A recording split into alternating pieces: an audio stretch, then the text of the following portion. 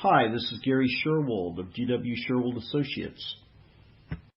At the top of the asset class stack over the 5-year period that ended September 30th, 2015 was the Standard & Poor's 500 index. Of the diverse set of 13 types of assets, U.S. stocks were number 1. Also among the best performing asset classes were real estate investment trust, both U.S. and foreign, along with high-yield bonds and master limited partnerships, which are primarily made up of U.S. energy companies. At the bottom of the pack were crude oil and indexes with exposure to commodities and the euro currency.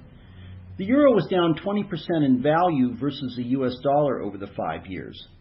Commodity prices have collapsed, which is largely discrediting forecasts of a commodity supercycle, a notion popularized in the press that led many pundits to predict that commodity prices would be driven higher and higher for decades due to China's insatiable demand.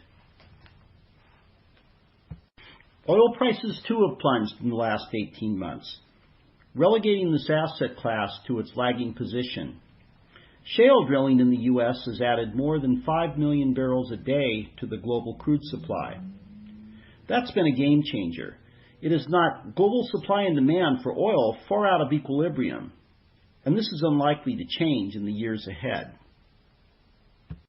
As for the bond total return indices, U.S. Treasury bonds, municipal bonds, and leveraged loans all gained 22%, or 4.4% per year over the 5-year period shown in this chart. Gold in this period shot from approximately $1,200 per ounce to $1,800 per ounce before settling at its recent level of about $1,068 per ounce. What caused this wild ride? Gold bulls had expected the winding down of the Fed's liquidity program to trigger inflation and debase the U.S. dollar. That expectation came undone as inflation and bond yields trended much lower than investors, including the Federal Reserve, had expected.